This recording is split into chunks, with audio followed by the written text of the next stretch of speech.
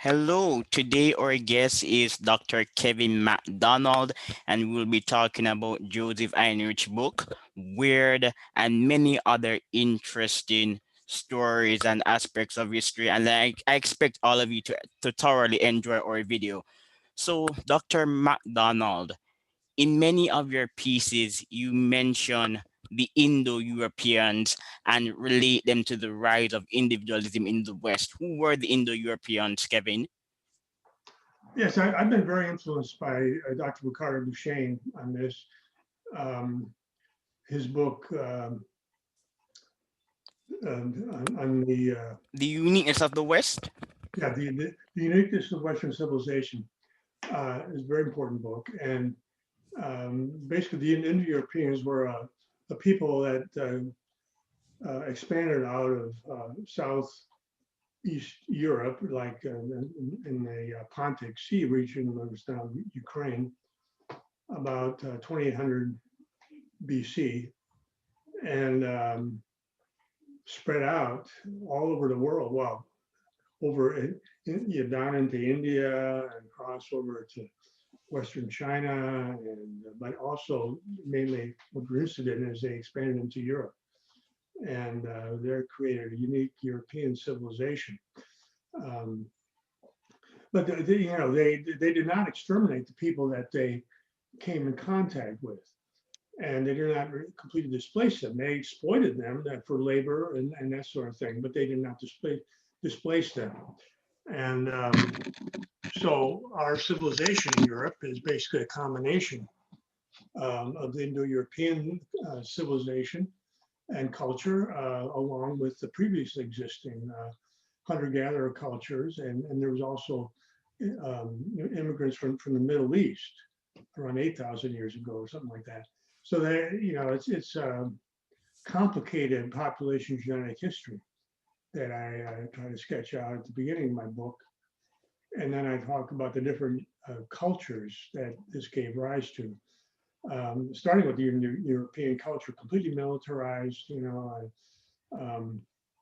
was a very much emphasized, the military life, the ethos, the socialization. But the thing that I really emphasize is that it wasn't really based on kinship. And that's the crucial thing for the West.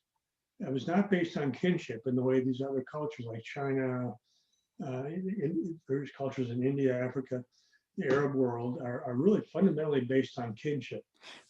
In the West, not as much by any stretch of the imagination. And the Indo-Europeans were certainly a big part of that.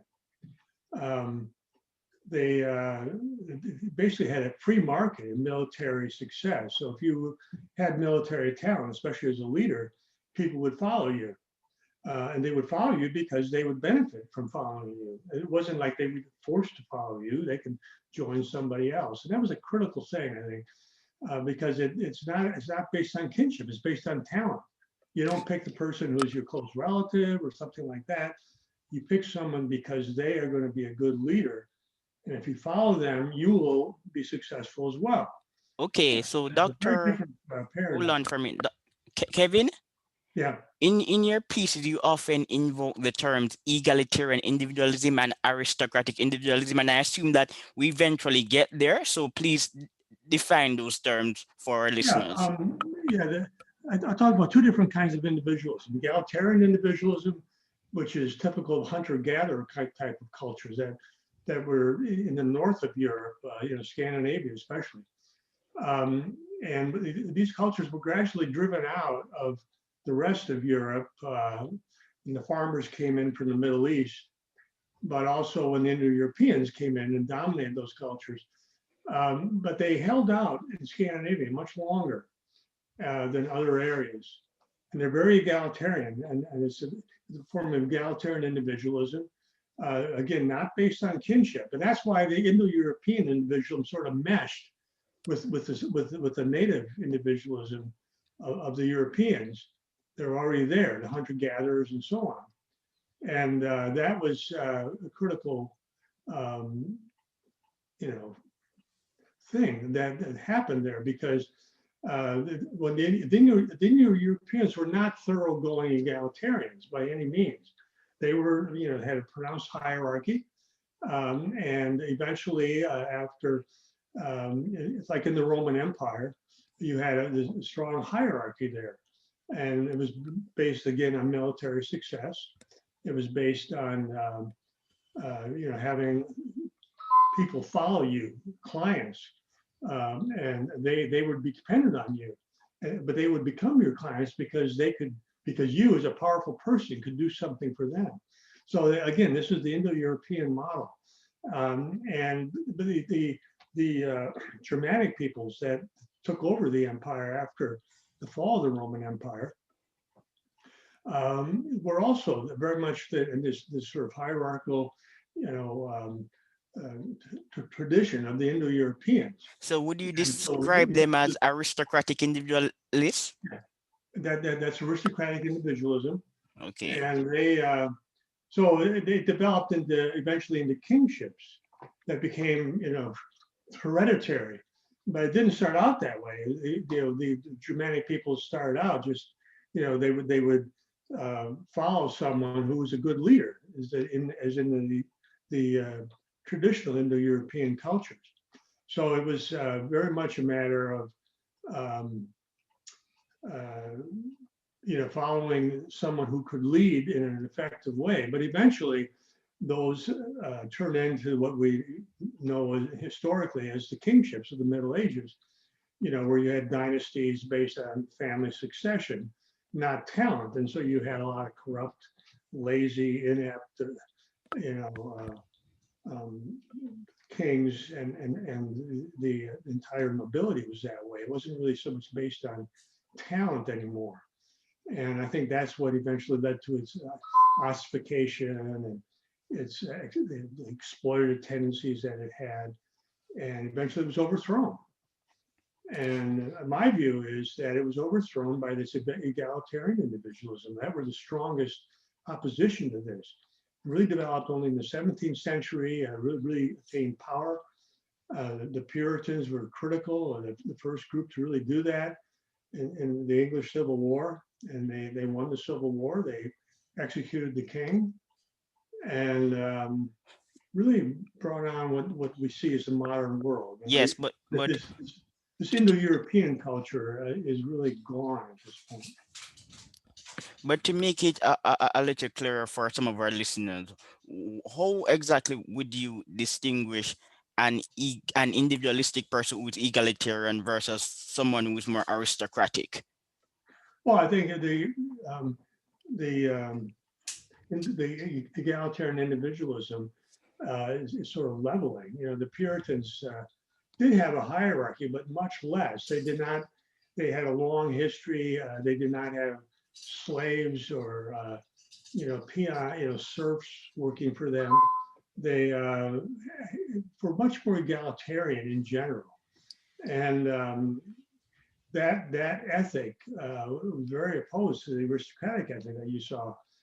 So that was really the two sides of the English Civil War: the aristocrats versus the Puritans and others who were adopting much more leveling kind of perspective. Cromwell's army was, recruited. It was a citizen army, as it were. It was not a mercenary army, and these people really believed in their cause, and they rejected the Catholic Church and its strong hierarchy. They wanted the ministers to be voted on by the congregation, and so they got rid of all the trappings and wealth in the monasteries and the churches, much more severe, but also very focused on work, industriousness. So it was very unlike this aristocratic ethic that had developed, eventually out of Europe. It was a really corruption of Indo-European culture. The aristocrats became, in general, there's way too much indolence and exploitativeness and really lack of talent. It wasn't based on talent, it was based on heredity. And so this was supplanted by a group that had the Protestant Reformation, and more thoroughgoing individualism, but also more egalitarian, very focused on industriousness and accumulating wealth and And literacy. and pardon And literacy. and literacy. Yes, the printing press was a very critical thing, and the Puritans were very educated people. They came to this country in like 1620. By 1634, they started Harvard University, and they started all those Ivy League universities. They were at first they were importantly based on theology and religious things, but that gradually, of course, um, disappeared, and now you have these very good universities, really the top universities in the country. They still are. But Yes. they also had public education. They emphasized, every town should have public education. They should have libraries, and people should be reading and that sort of thing. And so this was a very important group for Very understanding. important. And the Puritans also promoted the view that scientific excellence indicates God's favor and success. Yes, yes. But Kevin, we have been talking about kinship, and in your book, you also know that hunter-gatherers in Northern Europe were less ethnocentric. Please explain. Yes. Yes. Well, the thing about Northern Europe is very peculiar. Is their ecology that they were hunter gatherers, that they did not have agriculture.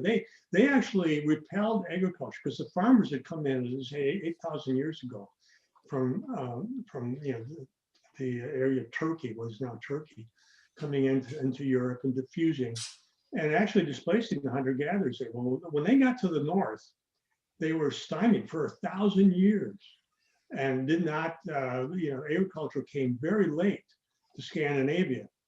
And what it was is that during that the Scandinavians they eventually developed very complex hunter-gatherer society, which is unusual. You think hunter-gatherer societies, you think of these small family groups, basically. But that was not the case in the north of Europe. Entirely the case. They were able to have these very large groups congregating on the seashore, where they would have shellfish and other kinds of marine life very readily available, and they would have large groups there, but only part of the year. So it was not possible for any one kinship group to control a vast area. If you look at China, for example, or if you look at the civilizations of the Middle East, like the Tigris and Euphrates, they all developed, or ancient Egypt, they all developed around some big resource Irrigation. yeah, like in China, the big the huge river deltas, the Yangtze River, the Nile River, with every year it would flood and they would be able to grow crops there. And it's the same with the Tigris and Euphrates, Mesopotamia. All those big, classic, really ancient civilizations were built around some big resource. But once you have a big resource like that that's stable, going to be year round, well, then one kinship group can try to dominate. But that was not the case in the north of Europe. They remained in these small family type group, hunter-gatherer groups, for part of the year. And so they would be on the seashore and collect all this marine life. But then in other times of the year when that was not available, maybe in the winter or something, they would have to go into the woods and basically be a hunter-gatherer, which had much smaller groupings. So that individualist hunter-gatherer ethic never really disappeared in the north of Europe.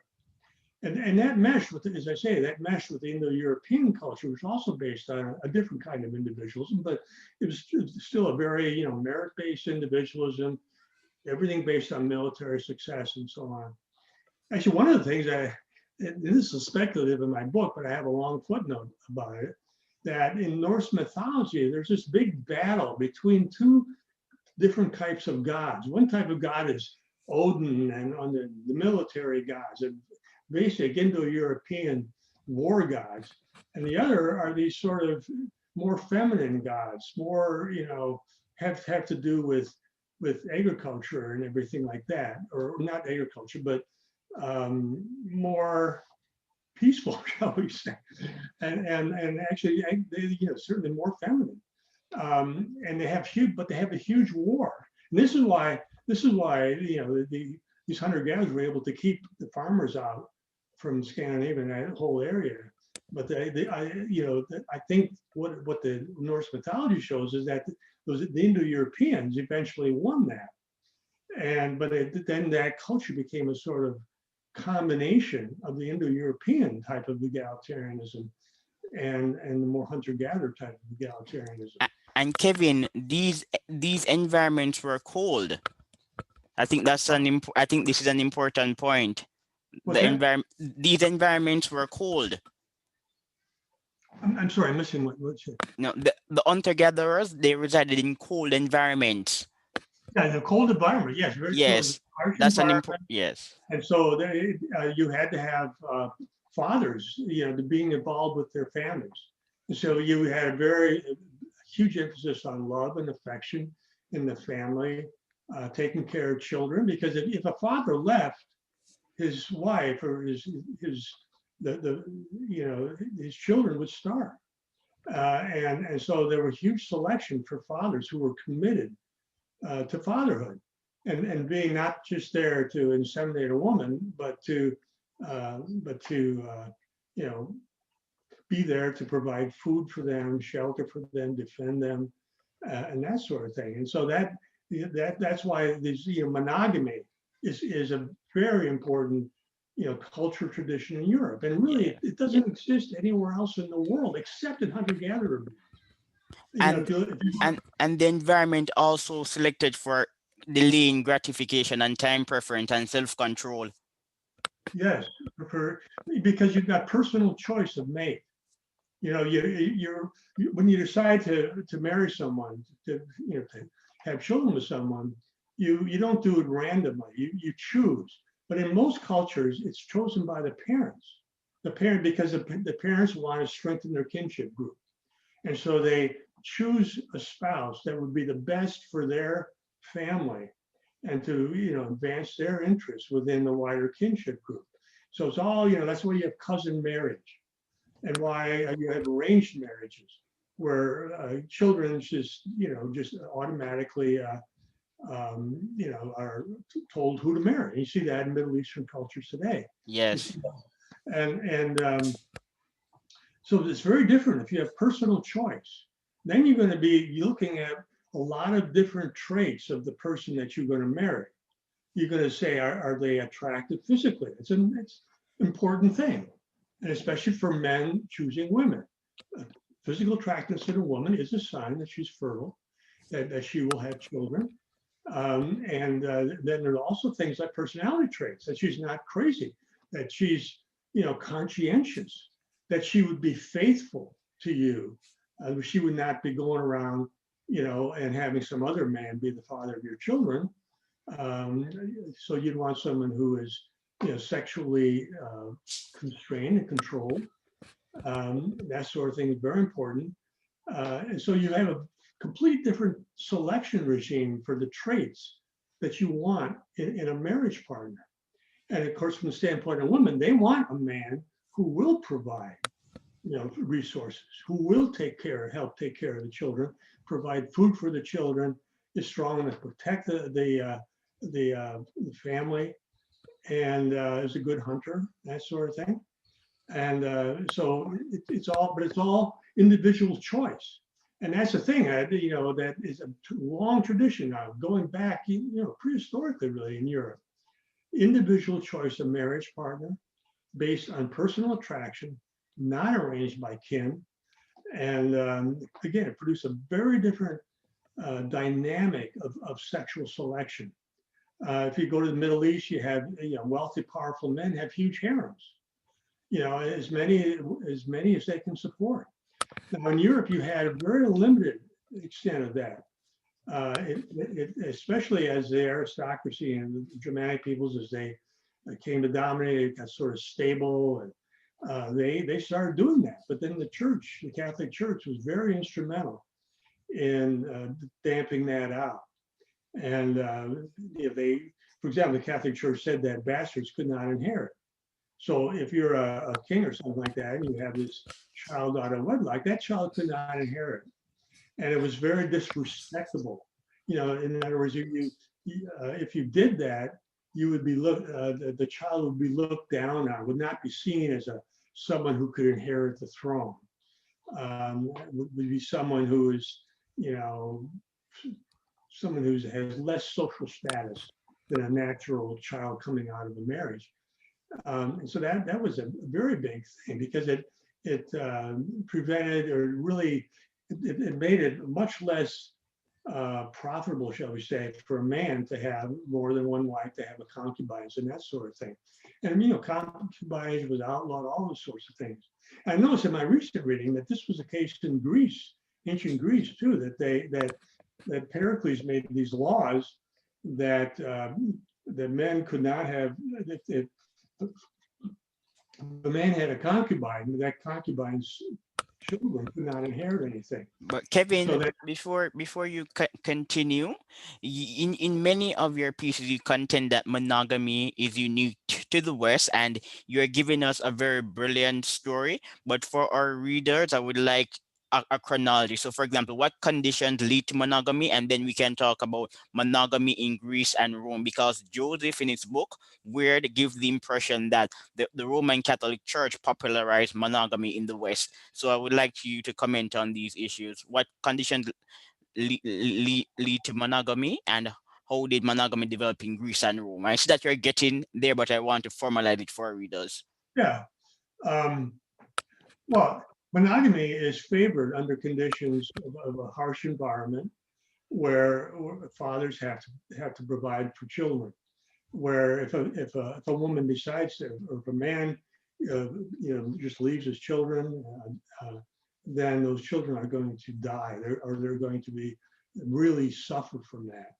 Nowadays with welfare, that's not so much the case.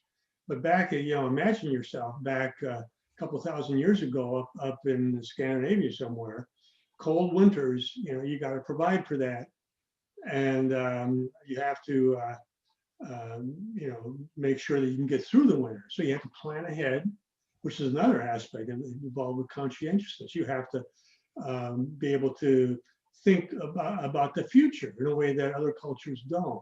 If you're in a tropical situation, life is sort of easy.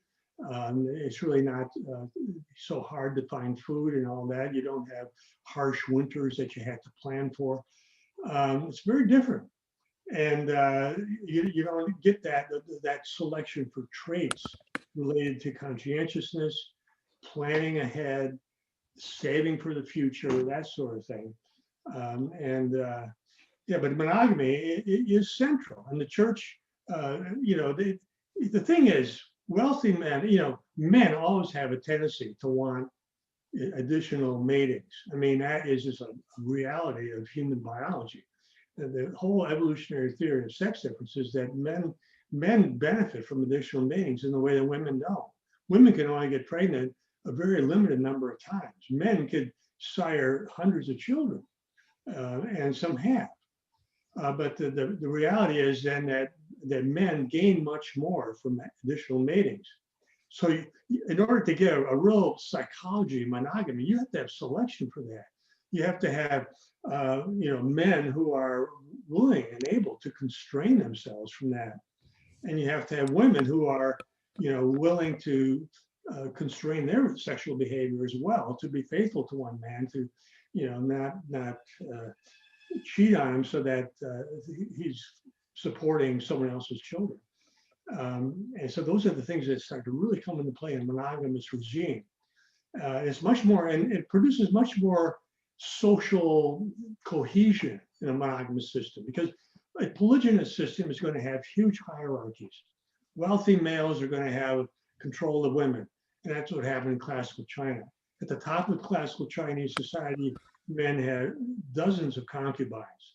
The emperor would have thousands. Whereas at the bottom, a man could only have sex with a prostitute or something like that. They couldn't even get one wife, because there's always a shortage of women, because these women were being taken up by higher status men. And so intense sexual competition going on. Whereas in monogamous culture, there's sexual competition between men is dampened substantially, hugely. That produces more social cohesion. Again, some of my recent reading, I would have put it in there in my recent book on individualism, but Pericles in ancient Greece, it instituted these controls on concubinage and bastards being able to inherit and all that. He did that because the society was falling apart. That there was these aristocrats were controlling the women, and the men at the bottom were, or even in the middle, were having much harder time. And so it was intended at social egalitarianism, and it sort of healed the class divisions. And then you had a much more cohesive society because you didn't feel, you felt even though you didn't have as much money as a nice guy, you could still have a family. You could still, aspire to having children, having descendants, and that whole thing. And so that's a critical difference. Critical difference. Yeah. Greece and Rome had socially imposed monogamy. Yes, social imposed monogamy. Again, my view is that that monogamy has a biological evolutionary history as well as social imposition. It's a recent book by Joseph Heinrich called Weird. The Weirdest People in the World. And his view is that the Catholic Church is entirely responsible for monogamy in the West. And my view, though, is that the church did facilitate this in the Middle Ages, but also in the Greek world. We talked about that. In the Roman world as well, bastards had no standing, and so there was very little of this sort of concubinage and polygyny. So even for a Roman aristocrat or a Greek aristocrat, a wealthy man, had a lot of money, could afford more wives. It didn't happen because their offspring had just were not viewed as respectable.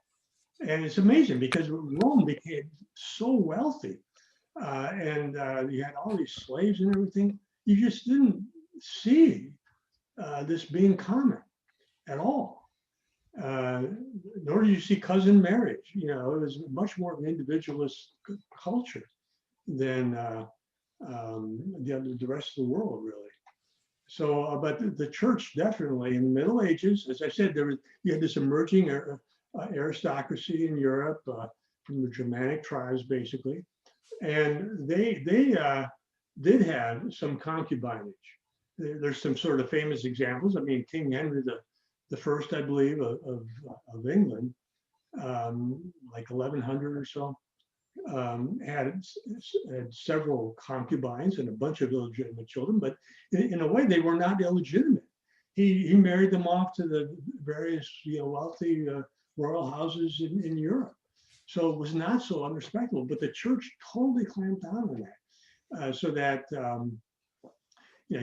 bastards could not inherit, and it became very unrespectable. It was a sin in the eyes of the church, and they were very, the whole thing about the Middle Ages that I emphasize in my chapter on the church is that you had this class of people who were altruistic. The monks and the clerics and everything. They did not have concubines. They did not have. There was not all this fooling around and so on. The popes were often monks. Even the kings, like King Louis IX of France, St. Louis, whom the city of St. Louis is named after. He was like a monk. He was the most powerful man in Europe. He lived like a monk, one wife. He had a bunch of children, but one wife. And that was the norm. He was very pious. And and we can't even imagine how how pious the Middle Ages were, the pilgrimages. They would travel long distances. And part of that was because the people at the top of the church were behaving in a very, they were not having families of their own. And so it was a sort of reproductive altruism. The people, the monks and so on, were not exploitative, taking your money and turning it into concubines. Now, sort of course, corruption then, actually, corruption was very common in the early Middle Ages. You had all these bishops who had concubines and all kinds of stuff. And there's all kinds of nepotism going on where you'd have a wealthy man and he would give lands to to his relatives and make them the bishop of an area. And then as bishop, he'd collect all this money and he had concubines, and it was just a mess. But then you had this big this Reformation in the church around the 10th, 11th, around the early Middle Ages. Not the early Middle Ages, but the sort of early high Middle Ages. About the 12th century, around there, the Papal Revolution. Yeah, the Papal Revolution, very important in European history because it made the church legitimate in the eyes of the people. And it gave them a real sense that this was a spiritual institution. It wasn't just another exploitative institution like so much of the elites were. And of course, then quite a few of these, the wealthy, the powerful, the aristocrats themselves were very circumscribed. They were very pious, and they would leave money to the church, and so the church became very wealthy. Eventually, that did lead to corruption in the Renaissance and periods like that, and that then led to the Protestant Reformation, really. But during the high Middle Ages, 13th century is a high point, really, of Western Christendom. At that time, Europe was really united as one big, you had these divisions, they had different kingdoms, and they were fighting with each other. But there was also a sense of a sort of common culture and a sort of collectivist sense in that sense, that the church was the sort of social glue of the whole thing. And they had a lot of power in those days. They could tell kings, the kings of France and England who wanted to have a divorce. King Henry VIII famously wanted to have a divorce. His wife couldn't bear him children. One thing that every ruler wants, and the vast majority of men, you want to have an heir. And so King Henry was not successful in having an heir with Catherine of Aragon. And so he wanted to get divorced. The Pope would not let him. So here you have this powerful king. The Pope is telling him no. Same thing happened in France and these other aristocrats. So the church had a lot of power. But ultimately, that power came down from the fact that people believed. And they believed, I think in large part, because of the image of reproductive altruism on the part of the church, that the monasteries were not sort of hidden venues of massive concubinage or something. They were simply not. And so there was a real sense there that this was an ethic that was pervading the society. And so I think it's very important.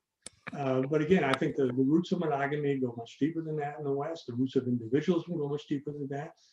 So I have a lot of quarrels with Joseph Heinrich, but I'm very happy to see his book because it sort of puts individualism on the map. And it's not so unlike other books because, it's the academic fashion now to absolutely malign the West. The West is evil, slavery, oppression, and all, and all that. And they forget, they don't know the history, and they forget really what the West is all about. And the West, beginning in the Middle Ages. And then the church, one of the big things I emphasize in that chapter is that the church emphasized freedom of conscience in the end. Yes. That you couldn't just tell people they had, there was this loophole, as it were. I mean, they certainly did have inquisitions and all that, but at the same time, there was a sense that every human has a soul, and it is a moral creature and has moral worth. The monastic movement is very important. Yeah, very, very important. But Kevin, we're having an interesting discussion, but would you say that monogamy is partly responsible for the rise of the West? After all, men who are married earn more, they're less likely to engage in risky activities, and in the nuclear family, one is expected to chart his own course. So some academics have made the argument that monogamy is correlated with economic growth in the West. Do you subscribe to this view? Yes, I do. And in fact, I point that out in that chapter on the church, because monogamy uh, really, what happens in pollution societies is that there's always sort of always pushing at the limits of resources. That a wealthy man can have as many children and many wives and concubines, and so if there are quite a few women, that just means the price of women goes down. I mean, a wealthy man has to pay for a bride, or but in the West that didn't happen.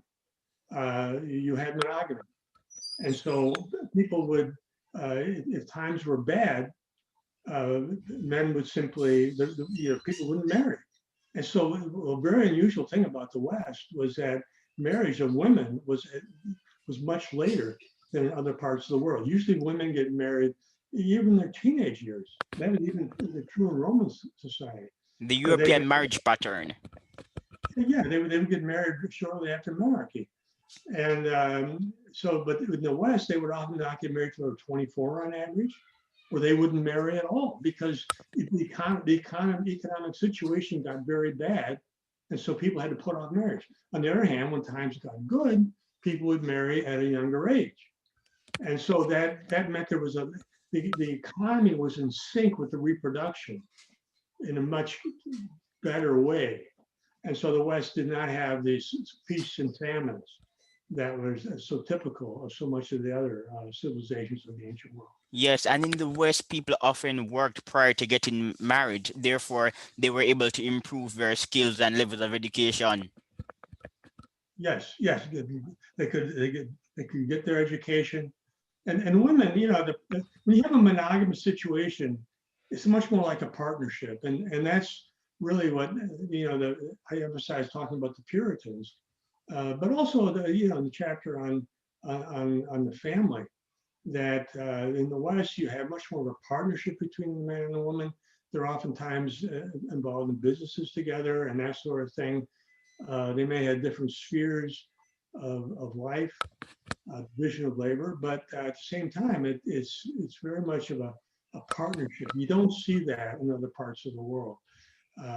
It's much more of you get patriarchy in the West for sure, but it's much more muted than you see in other parts of the world. And that's the thing that's so outrageous. These people on the left now just really don't know anything about history or the comparative history anthropology of the world. That Western institutions are just far more egalitarian. That the women have a much higher place in the West and always have. And just think in terms of choice of marriage partner.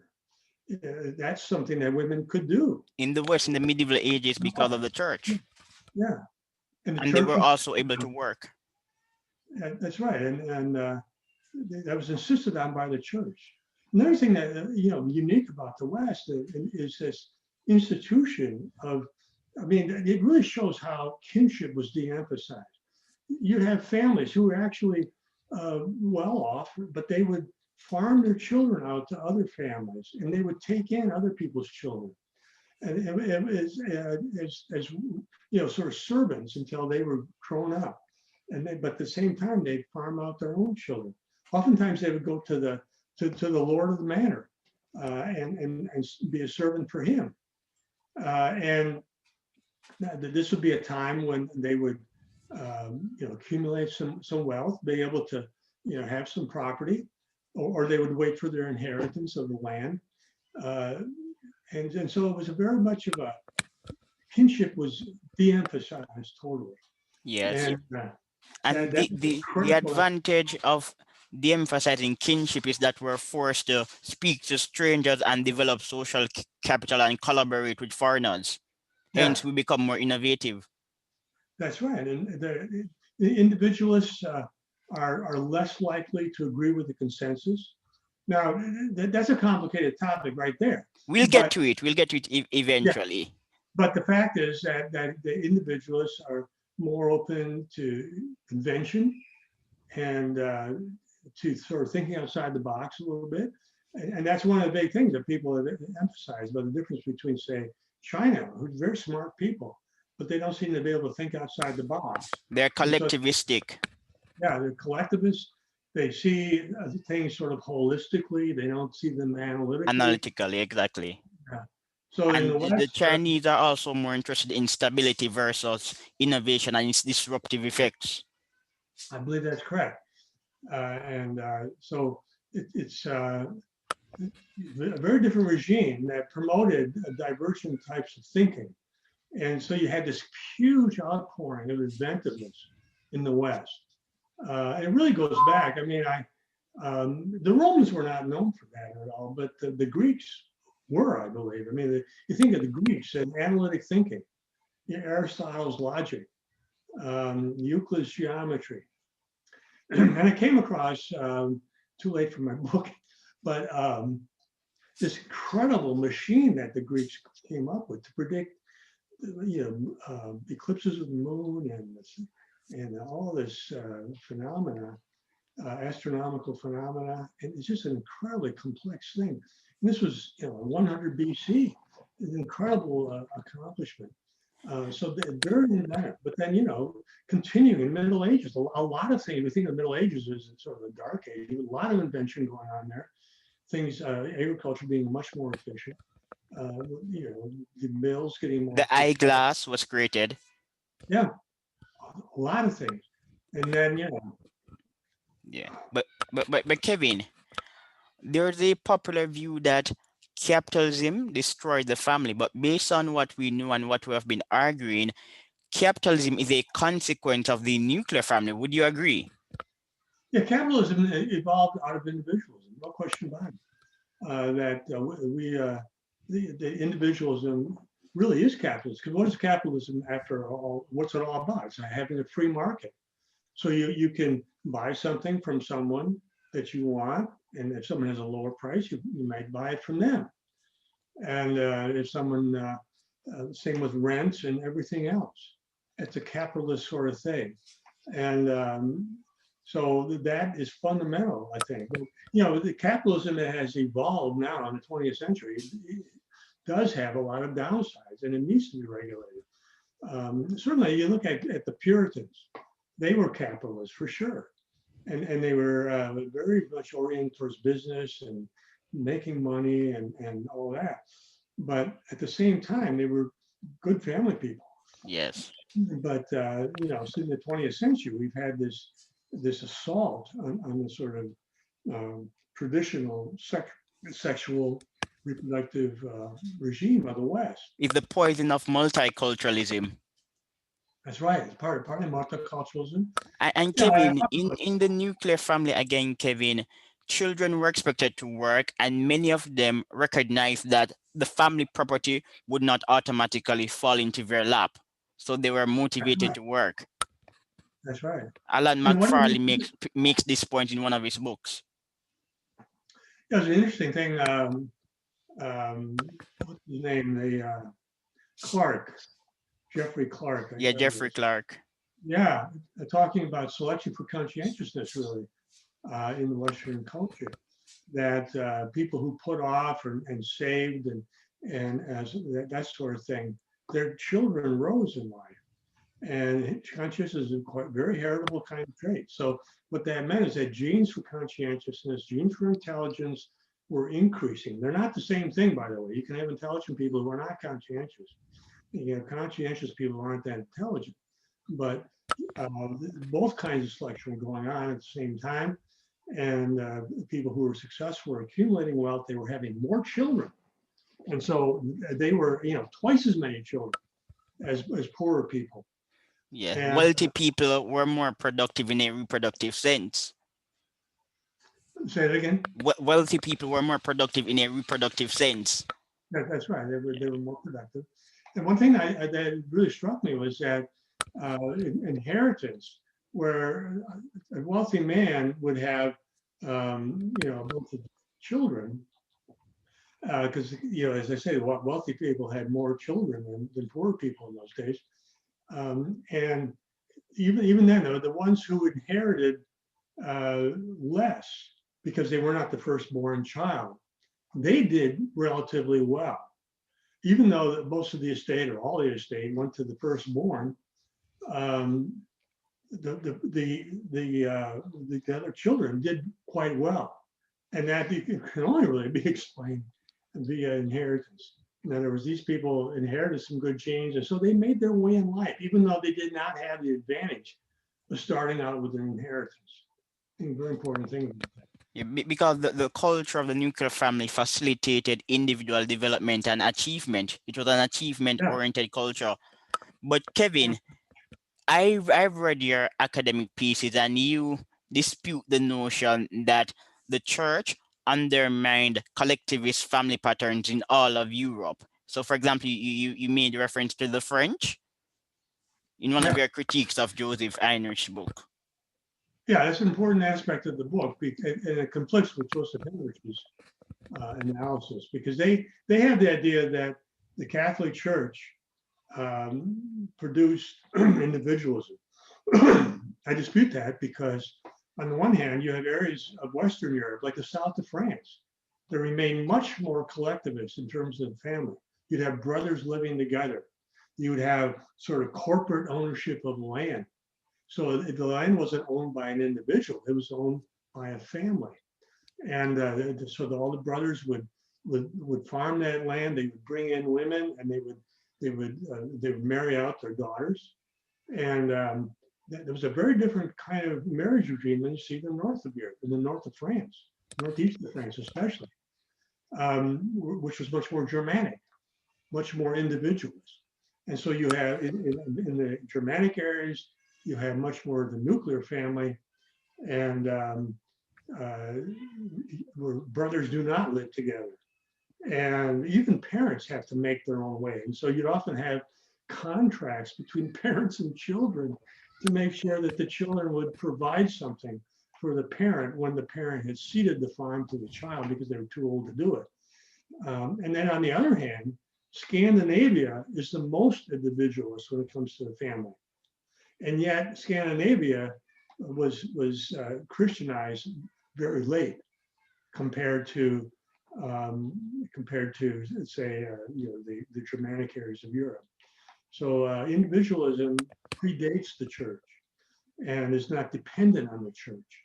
Um, in fact, Scandinavia is, I think, fascinating. I have a lot of sections on Scandinavia in different chapters because in the contemporary world, they are so open to immigration. They're so open to multiculturalism, and they're tolerant and all that. They're individualism on steroids.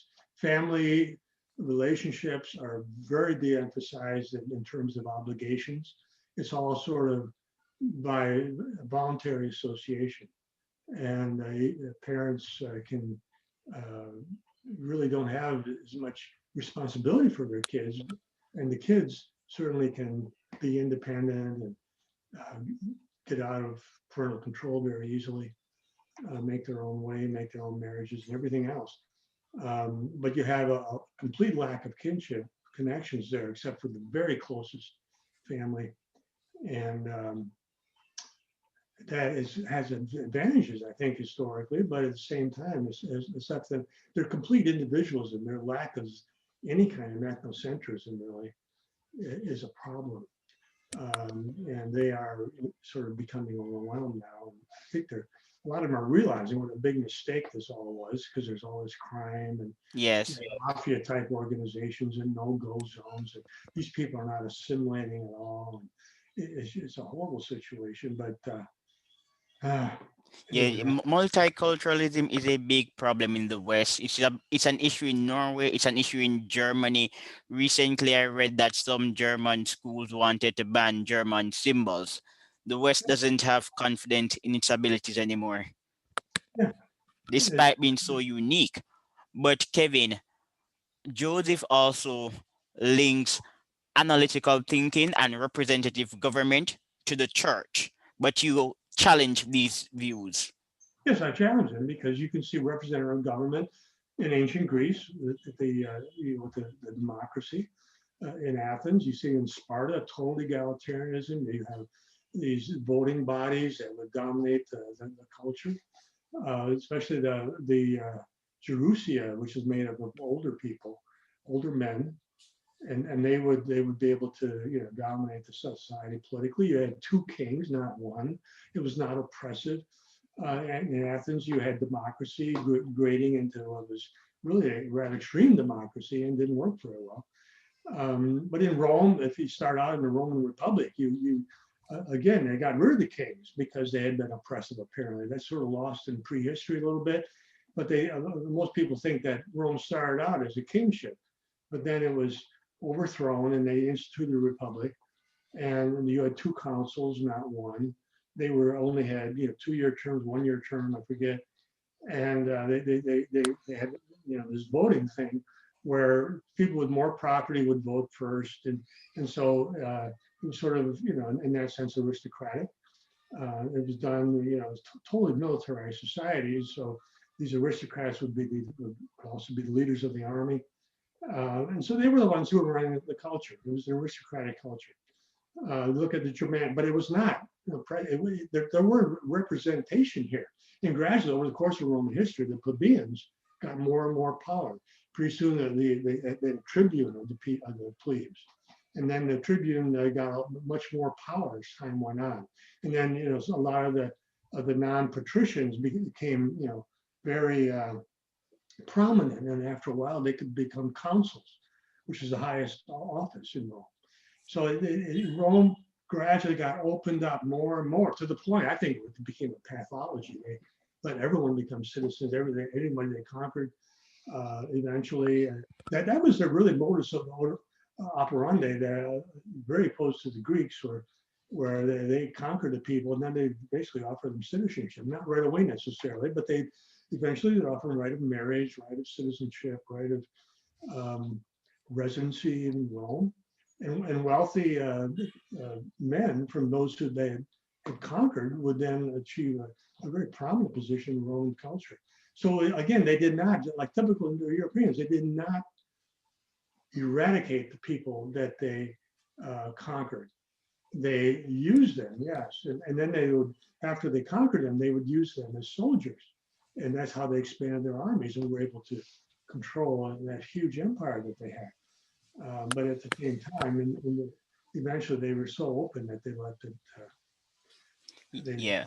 The Romans tolerated foreigners. That seems to be a Western trait. yeah. Yeah. But Kevin, I'm also interested in what some call the emergence of a theoretic culture in Greece. Why were the Greeks so analytical? Well, I don't know. I mean, it seems to be an aspect of individualism, to sort of take things apart. And again, and one thing that Ricardo Duchesne emphasizes is this emphasis on arguing and sort of disputation. So you didn't have someone who would, like Confucius, who would have the way, and everyone would follow that. Instead, people would argue all the time about what was the right way. And you had philosophers and this arguing tradition. And what I emphasize in my book is that this is a free market tradition. That is, if you're hearing a bunch of these guys, you can decide which one is the most appealing to you. And which ones are going to be most appealing to you are the ones, are arguments that appeal to disinterested observers. In other words, they're not just in my interest as a philosopher or something like that. Their interest in your interest in anybody as a disinterested observer would take the same point of view. And that's what science is all about. Sort of the idea that you can switch sides if you think that the data are better over there. You can switch philosophical schools if you think they have a better thing going. And so that's individualism. And I think it then leads to analytic thinking, an emphasis on that, because you take things out of their context. That's essentially what analytic thinking is. This sort of, um, let's say the Chinese tend to sort of contextualize things. They put them in a wider context, see the whole picture, but they don't see the parts. Westerners tend to break things down. They're more analytical, and they look at problems from the parts of problems, parts of the universe, like atoms.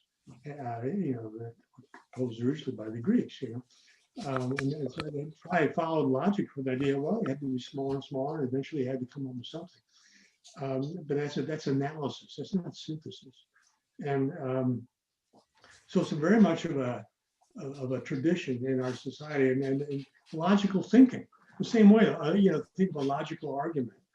Aristotle's prior analytics, where you have premises and then you have a conclusion that follow absolutely without ever looking at the real world. You know that is true. So if all people are green and Tom is a person, well, Tom is green. I mean, that just has to be. And so it's something that anybody would agree to who looks at it. Again, it appeals to a disinterested observer. And I think that's that free market mentality that the West has. And even during the Middle Ages, I know, people emphasize, the Inquisitions and dogmatism and all that. And there was partly that. But there was also a lot of arguing going on. And there were philosophical schools. You had the Franciscans versus the Dominicans. Dominican. And there was also the popular yes and no method. And what? The yes and no method popularized by people like Peter Abelard. Oh, yeah, Abelard, yeah. Yeah, the yes and no method. And really, they sort of the tradition of Aristotle coming down to the Middle Ages with Aquinas, but then being disputed by William Locke and the Franciscans, and much more empirically minded. And this is great. I mean, and this is what produced the scientific, Sir Francis Bacon and all those early scientists, Galileo. Think about Galileo. Frictionless surfaces. Things that don't exist in the real world. So that's decontextualizing things. When you contextualize things, you keep them in their context. So when you see something rolling down an inclined plane or something like that, you don't abstract from that. You are going to, whereas when you're analytical, you abstract from that and say, well, at the extreme, you have no friction. And so this is what gravity would be like if there was no, and that sort of thing, that sort of analytic thinking, very, very important. Very unique to the West. Yeah, very unique to the West. But Kevin, in your book, one is given the impression that Joseph exaggerates Western individualism. That's a point you make, especially when you're discussing the Puritans and the concept of moral universalism and altruistic punishment. Yeah. So, and I don't think Heinrich's really wrong with this, but I think that Western individualists do tend to disagree from a consensus. But what they do is, but much more in situations that do not have moral connotations. That is, one of the classic ways of studying this in psychology is you have like a group of 5 people, and you show them some lines of different lengths, and you have to say, are these lines all the same, or are some of them different or something? And so what they do in the experiment is they have these 4 people are Confederates, so the experimenter, and they say something that is completely false. They say, oh, these lines are all different, or vice versa or something. And so the question is, what's the 5th person going to do? Is he going to say that they're all the same, or is he going to take his own point of view? And the answer is Westerners are more willing to take their own point of view. And he attributes that, I think, correctly to individualism. But yes, but Westerners, following from the Puritan tradition, often engage in punishing people who deviate from moral norms. That is correct. Yeah, altruistic punishment. So a perfect example of this would be identity politics. Yes. If you don't agree that the police force is racist, or that America is a wicked country, you're a bad person. Yeah, it's not that you're wrong about the data or something. They don't care about the data anymore. You are wrong morally. And so in the West, we don't have kinship to hold our societies together the way these other cultures do. What holds the Western societies together is our moral communities. That is a community in which there are sort of moral standards of some kind. And if you obey those standards, you're a good person and you're on the side of the angels and you have a good reputation. And if you don't, you're an outlaw and you're a bad person. And we can, so you could do anything you want to an outlaw in Scandinavian society. They had no rights. You kill them with impunity. They had no relatives. They had nothing. But these are moral communities, and that's what we have now in the West. We have these moral communities that are created by these hostile elites that run the media and the academic world, and they're telling us the West is racist, white people are bad, and that sort of thing. And slavery, they like to talk about slavery, but the West abolished But it's, slavery and then it's imposed the pressure Western on community. foreign countries to do the same. Yeah, I mean, as I wrote in my chapter on slavery, I have a chapter on slavery. It's really on the abolition of slavery, because the West was the only culture in the world to ever abolish slavery for moral reasons. The only culture. And doing so was expensive. That's why you Yes, call it altruistic punishment. Abolishing slavery was very expensive in the West. expensive, yes. Some of these Marxists have claimed, well, no, it wasn't, but it was. And the recent data uh, prove that. The empire lost money by doing this. Yeah. But But they that did but at the same time, this does not indicate that slavery was positive or that it explains the rise of the West. But doing so no, it was doesn't. expensive. No, that's what's so Yeah. crazy about our current situation. And they say the same thing about blacks in America, like blacks built America. No, that's not true.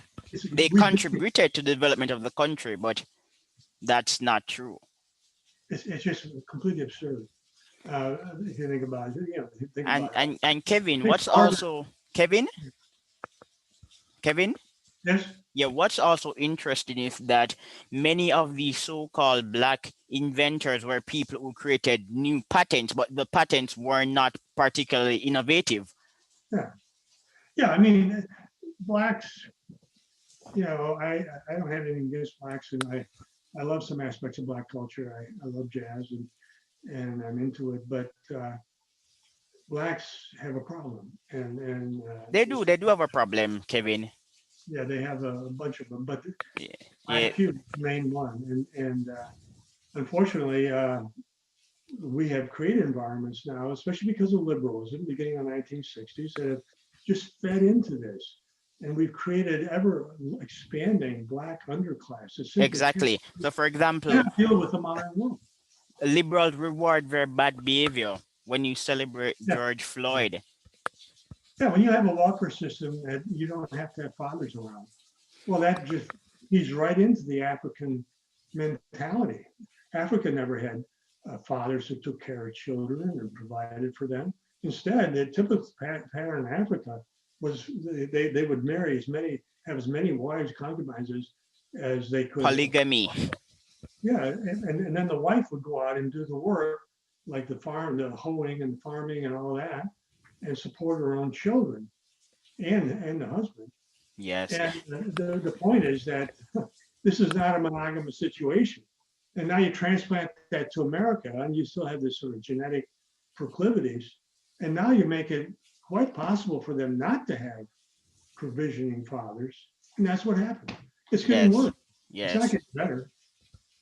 and They, then and then we praise their negative attributes. So for example, they can go out in the public space and tell white people to leave or expect white people to worship them, as we have seen on those silly TikTok videos.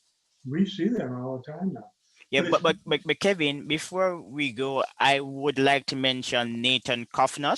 I've read some of his critiques of your work, and in one of his essays, he notes that the Jews are not ethnocentric because they participate in intermarriages at a higher rate. yeah, yeah. So Andrew Joyce, first of all, wrote a long reply to him, including part of it. And he points out a number of things about that intermarriage. First of all, he cites a study showing that Jews, in fact, still are much more likely to marry other Jews than, say, white people are, to marry other whites. And that some of these marriages, like his example of Sacha Baron Cohen, he's extremely, or he's an Orthodox basically, very Jewish. He proselytizes for the ADL and opposed to free speech and all that because of Jewish interests. And yet he married a non-Jew. So it doesn't really change Jewish ethnocentrism necessarily. And the other thing is that, it's individualism. And besides his reply, which see an actual observer, but I have also written a long reply to Kaufman, which I submitted to the same journal, academic journal, that Kaufman is published in. It's being considered now. But one of the points I make there is that Jews in the West are living in an individual society. They are pulled in a lot of different directions. Ethnocentrism is one, yes. And I do believe that even Jews that intermarry are oftentimes still very ethnocentric, like Sacha Baron Cohen.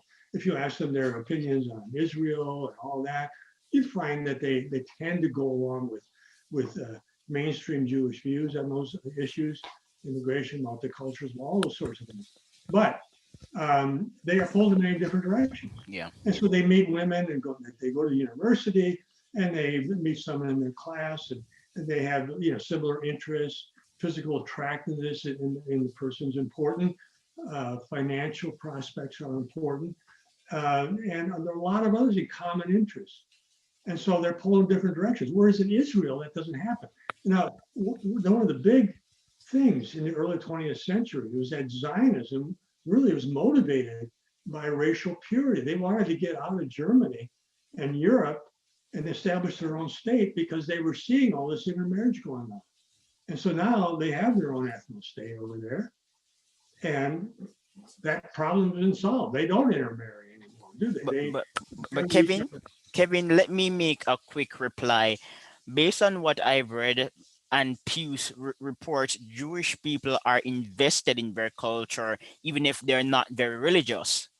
Oh, yeah, Yeah, they're absolutely. very invested in their culture, even if they're not as religious as other To do. non-Jewish people. So they may not directly promote Jewish interests, but Jewish identity is crucial to them as individuals. And secondly, my argument is that historically they have endured discrimination in Western society. So as a result, they're forced to become skeptical of Western institutions. So maybe they are indirectly undermining Western society. I think this is an interesting point. Maybe you could study it to a great extent.